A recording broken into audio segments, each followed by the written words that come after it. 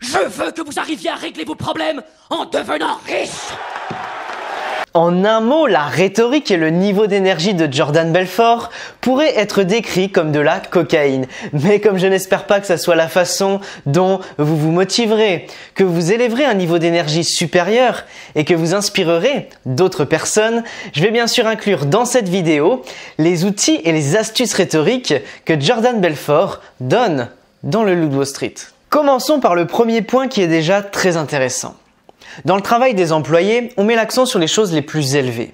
Quand je parle de choses élevées, il ne s'agit pas de valoriser l'autre personne sur sa maîtrise d'Excel ou si elle sait bien vendre un produit, mais il s'agit de lui montrer sa contribution à une cause supérieure, comme vous pouvez le voir dans l'extrait suivant où Belfort présente quelqu'un d'autre. Cette compétence, ce don que Steve a, ça lui permet de percevoir les tendances de la chaussure. C'est un pouvoir. Car il crée les tendances. Et cela présente deux avantages. D'abord, si vous êtes salarié de l'entreprise, vous voyez le plus haut dans votre travail. Donc vous n'appelez pas n'importe quel client. Vous contribuez vraiment à quelque chose de spécial. Et deuxièmement, c'est la projection en tant qu'incitation. Vous êtes stimulé parce que vous vous projetez à la place de la personne qui est devant vous. Et parce que vous voyez quelqu'un devant vous être élevé et recevoir des éloges sur scène, vous vous y projetez et vous réfléchissez en vous disant « cela pourrait m'arriver ». Donc si je fais juste un effort, je pourrais être à la place de cette personne, ce qui peut être une grande source de motivation pour soi et pour les personnes qui travaillent ici. Et aussi parce que les gens veulent de la reconnaissance dans ce qu'ils accomplissent. Et c'est ce que fait très bien Jordan Belfort dans la scène suivante. Un artiste tel que Steve, il y en a un tous les 10 ans. Je parle de Giorgio Armani, de Gianni Versace, de Coco Chanel, de Yves Saint Laurent. Et nous, on l'a ici, dans nos bureaux. Nous devrions remercier notre bonne étoile qu'il vienne ici. Et bien sûr, ce grand honneur renforce la motivation. Et en plus de cela, il a un langage corporel incroyablement exagéré, qui n'a plus vraiment cet effet positif. Sauf pour les personnes qui sont autour de lui, qui sont déjà très motivées par l'ambiance de toute façon. Dans la scène suivante, il utilise également un chant, ce qui crée encore plus de points communs. Ok ? Je veux danser comme les Oompa Loompa, comme ça. Je sais que ça paraît un peu exagéré, mais dans la scène suivante, vous verrez trois techniques rhétoriques très avancées. Donc qu'est-ce qu'il fait ? D'abord, il coupe l'énergie. Nous pourrions avoir une scène très énergique.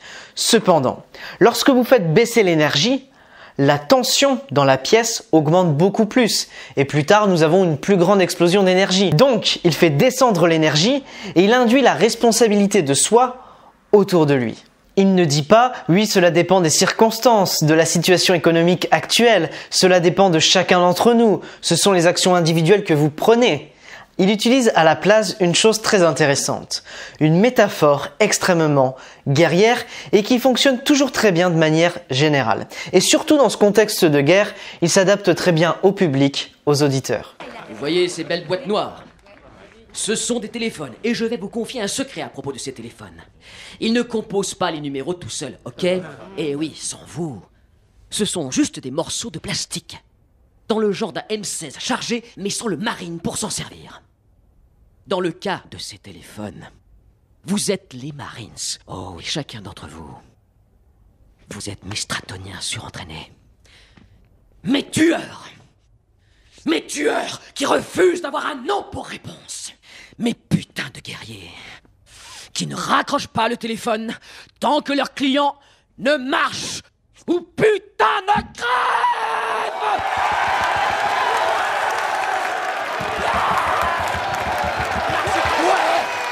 C'est précisément cette écoute du public qui est l'un des éléments indispensables des maîtres de la rhétorique. Et bien sûr, Jordan Belfort en fait aussi un usage magistral. Dans la scène suivante, il répond exactement aux besoins matériels que les gens présents ont. Dans un autre contexte, ça serait tout à fait inapproprié. Mais dans ce contexte, cela convient parfaitement. Et en plus de cela, il crée aussi une image d'ennemi. Il dessine une image de l'ennemi pour créer une autre divergence. Je vais vous dire un truc. Il n'y a aucune noblesse à être pauvre. J'ai connu la richesse, mais j'ai connu aussi la pauvreté. Et j'ai choisi la richesse à chaque putain de fois. Parce que quand je suis riche, je dois affronter mes problèmes en arrivant dans ma limousine, en portant un costume à 2000 $, et une putain de montre en or qui m'a coûté 40 000 $. Allez les gars, battez-vous, chopez-le, prenez-lui. Si quelqu'un pense que je suis superficiel ou matérialiste, qu'il aille se trouver un boulot chez McDonald's, parce que c'est sûr qu'il y sera mieux.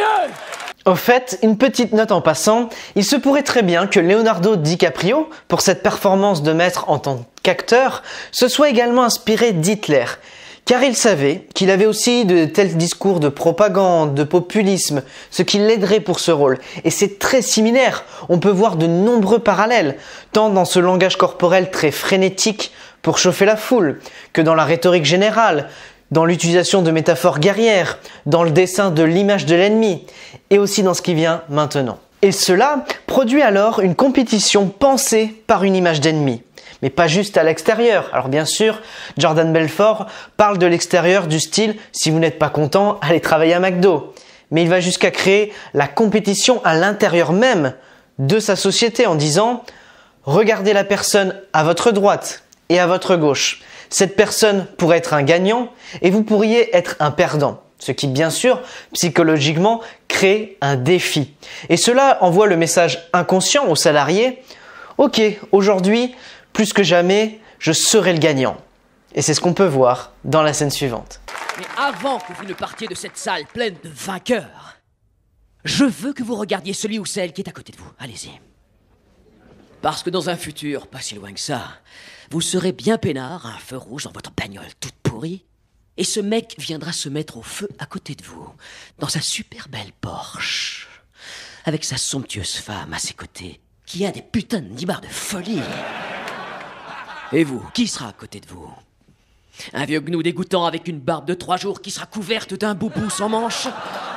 Coincé à côté d'un carton de bouffe du supermarché discount du coin? C'est à côté de ça que vous conduirez. Dans la scène suivante, Belfort utilise diverses techniques rhétoriques. Tout d'abord, il dessine à nouveau l'image de l'ennemi, cette fois-ci à l'extérieur.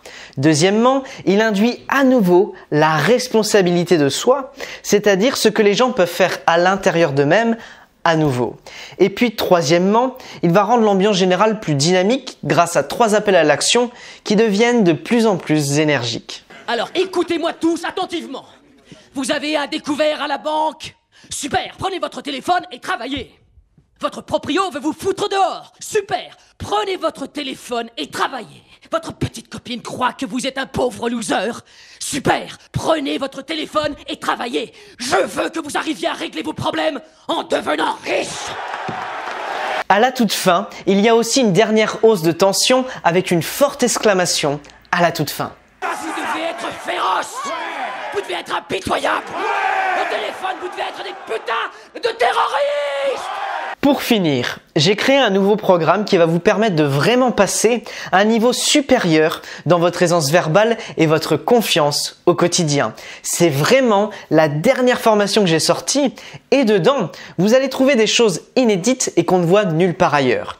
Si vous souhaitez suivre un système simple et pratique pour ne plus vous laisser marcher sur les pieds et enfin vous affirmer, cliquez sur le lien dans la description de la vidéo. À tout de suite de l'autre côté.